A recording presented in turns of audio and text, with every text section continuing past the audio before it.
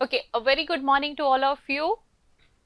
Welcome to the session, the first session on strategic sourcing, where we will be discussing the importance of purchasing, procurement, and how we have moved to the concept of purchasing procurement to a concept of strategic sourcing, right? That's why we have named it journey from purchasing procurement to strategic sourcing, right? This process is not new. We all are involved somehow in this process of buying, right? Whenever we want to buy a product, right, we have to make this buying decision very carefully. We want to buy laptop, right? We have to think which brand to buy, what should be the configuration. Now just imagine if the same process or same decision has to be taken in an industry, right? Let's say an auto giant, right? An auto giant has to decide, like, from where to buy engines, which engine, what configuration, how many suppliers, right? So just imagine how complicated that decision would be. It takes days and days for us to finally arrive to this conclusion that I'm going to buy this brand, right? But just imagine how much thought process, how much decision making is involved in industrial buying. Okay, so predominantly we will talk about the purchasing procurement process in B2B, that means industrial purchasing environment. Okay, so with this backdrop we will start our first session, purchasing procurement or supply management, a flashback. So what would be our learning outcomes of today's session, right? We will see the traditional perspective of purchasing and procurement, right? How it had been viewed in industry. We will little bit talk about the evolution of supply management, right? How with time, like, different perspectives have been added, how it has become a strategic function starting from a clerical function perspective. We would also appreciate the role of supply management in the organization performance. Okay, we would see that why a company should emphasize on strategic sourcing. Okay, so this is the learning objectives, right? So to start with, like, uh, pointing to the third objective, right? Whenever we buy a product, right? So in what kind of era we are, right? Whenever we want, even for our personal use, whenever we want to buy a product, right? For example, a laptop, correct? You can have some brand in mind, right? But more than brand, you know, there used to be a thinking that whether it is Intel inside, isn't it?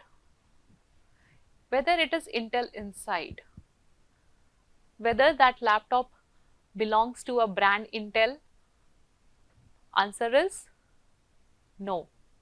Intel inside. That means we as buyer, we are now aware, we as a customer, right, and consumer, we are aware that it is not the finished product only which matters to us, but each part and component which goes inside that product is of equal importance, right? That means whole supply chain matters to us, right? From which that part has come, which brand of particular part and component has gone inside the product, right? No matter what is the brand of finished product, right? So the same thinking applies, like, when we move to industrial purchasing, right? So how, uh, the companies, they decide which supplier to go for, which part and component to go for, which would be accepted by my customer, eventually. Okay. So this is very important aspect which we will take, right?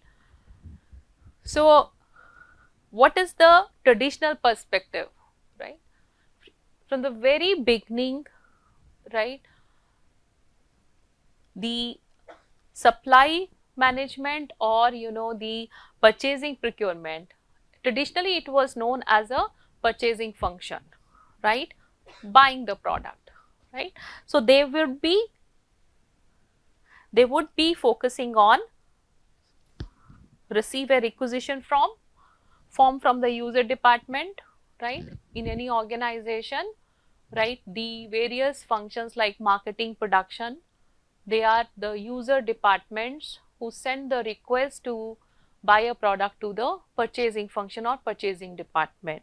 So here receive, the purchasing function used to get the requisition from the user department or the user section. After that, they would place the purchase order with the supplier. Many a times the user department would suggest go for the supplier, go for this supplier or go for this brand, right. And the purchasing section would send the purchase order, right. And then after ordering and after receiving the material, they would resolve the invoice discrepancies. So most of the purchasing function in the traditional scenario, they would be working on this three broad steps, right. No doubt the steps have further sub steps, but these were the three broad activities they would involve. Ensuring definitely this 5 rights: quality, quantity, time, price, source. Get the right product, quantity, quality, get in time, it should be right price, right. Many a times user department would suggest that these are 5-6 suppliers and go for the lowest price, right. And source, right, take care of procuring the product for the user department. Okay. So these were the set of activities, 3 broad steps to order right, right. That time it was the right 5 rights, right. And there was no strategic decision making, right. When we say strategic decision making, means it is more of a transactional responsibility and a kind of functional responsibility that you just order from a supplier, right, but no strategic decision like which supplier to go for, right. Can we have a different substitute product at all, right. Can we go for long term partnerships with supplier? Such kind of strategic decision making was absent in the traditional purchasing and procurement concepts, right. So but what has changed, right. We see that before 1900s, right, it was a clerical activity, right. Whatever I have said, 3 steps, right, receive the requisition, right, and then place purchase orders and then invoice discrepancies. Okay. We will see down the line there are so many activities, so much of strategic decision making, so much of technology penetration which has completely transformed this process. Okay. But how it was just a clerical activity, right, the functional. And then came in America this some intention to grow the rail sector. So growth of American railroads were the kind of initiators to have separate purchasing sections, some have separate purchasing departments, so that we can deal with purchasing and acquiring the material in a dedicated fashion, right. And then came World War One and World War Two. That's where, the vital war materials, right, which were falling short, right, that had motivated the nations, right, to look for some avenues where they can acquire the war materials, right, and then again little bit transformation on the purchasing function. But immediately after World War II, during this time, right, when uh, there was a shortage of raw material, right, it is exactly the same situation where we are facing now, not with that intensity what is happening between two nations. Like, a war situation has actually disrupted the whole world, right? So we are in 2023 where, two nations are in war, correct? It has actually impacted the food supplies, oil, gas, right? It has disrupted. So similar situation was there during World War One and Two. After that, there was shortage of almost every material, you say raw material or food material, right? Obviously, when it would be short, economics says prices would go up. Yes, this is escalated prices, right?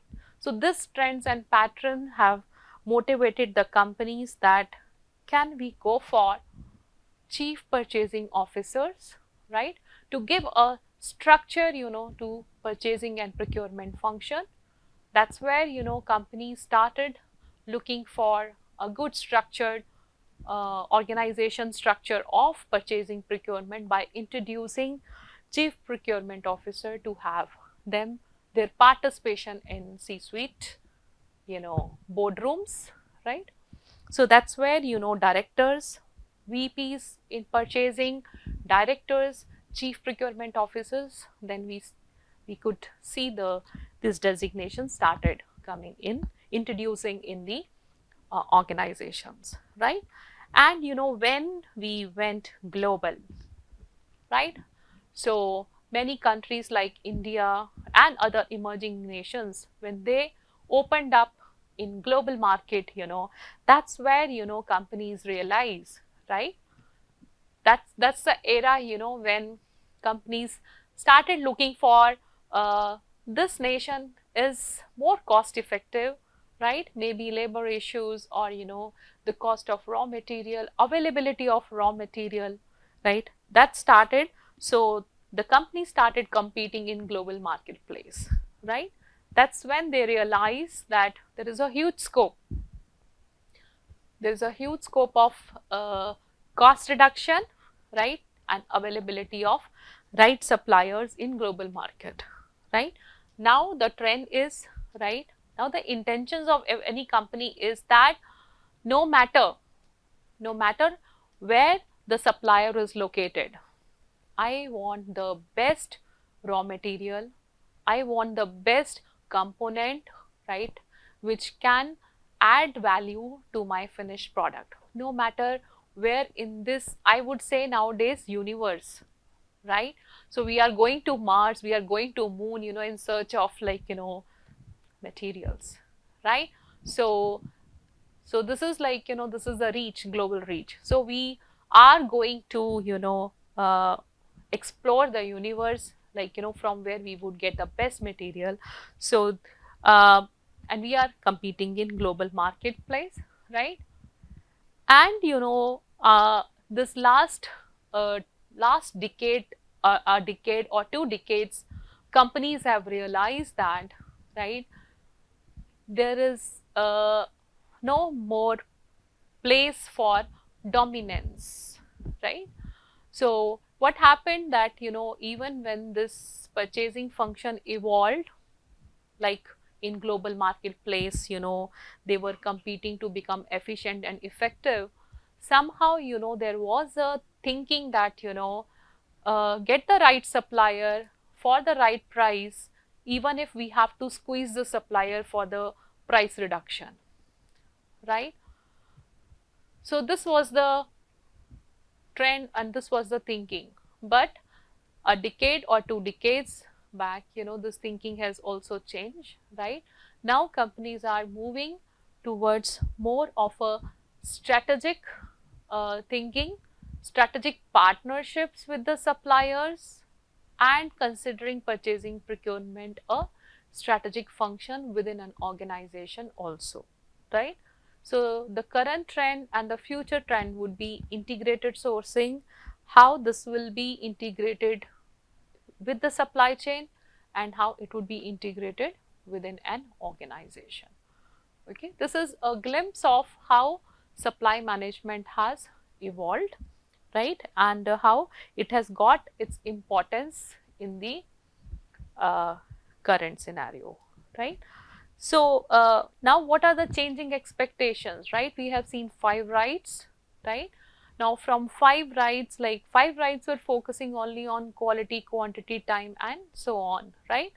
But what is the current expectations we have? Okay, every company wants uninterrupted flow of goods and services, right?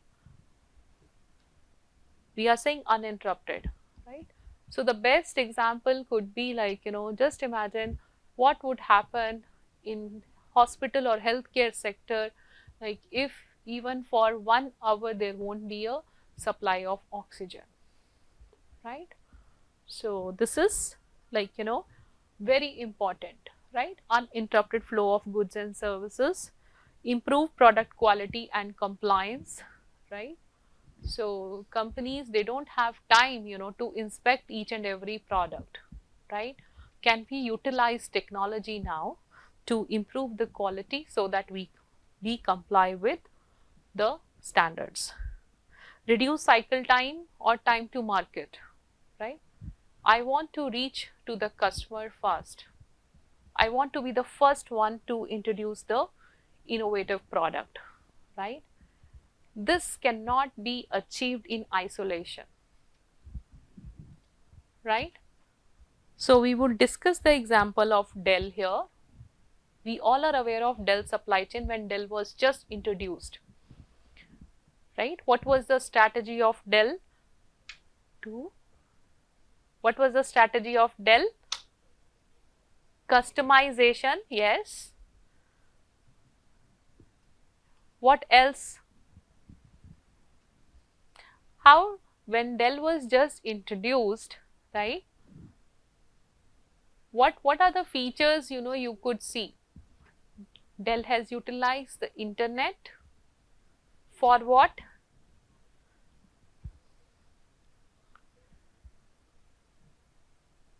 Dell has order booking. That means it's an online booking, right? When even this e-commerce was not that much prevalent, right? So Dell has realized the importance of internet. They would book online. That too, the configuration as per the customer requirement, right? So it went for mass configuration or mass customization, right? So this is one thing like Dell has done, and it was door delivery.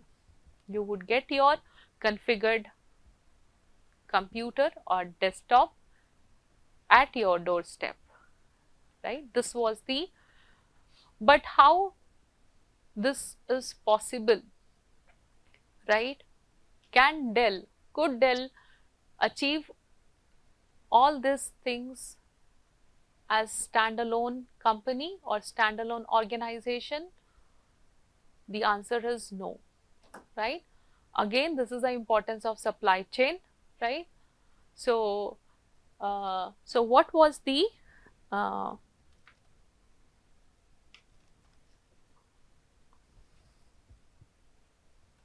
so what was the we can say the capability of Dell, which Dell has explored there?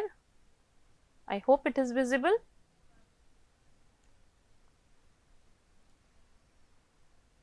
How is it now? So what Dell has adopted virtual integration, right? And what is that virtual integration? You can quickly go through this, right?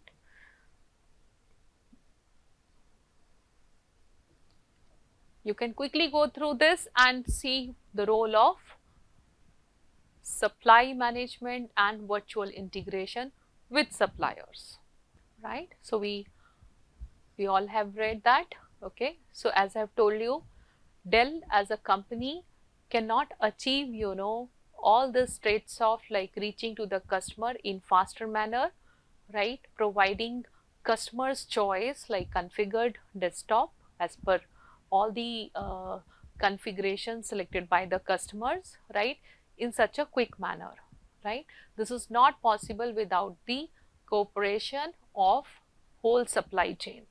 Suppliers play a very vital role here, right? In fact, for this supply chain, all the demand, like, coming to the Dell, or you can say orders placed to the Dell were actually order placed to their supply partners, right? So this was the virtual integration, right? So generally in companies, when any order comes, right, it has to follow various steps. It has to go through various departments to get right authority, right? And there are so many steps to check the availability of product. We call it as information lead time, right? So here there was no information lead time, right? That's how, like, we could reach to the market on time.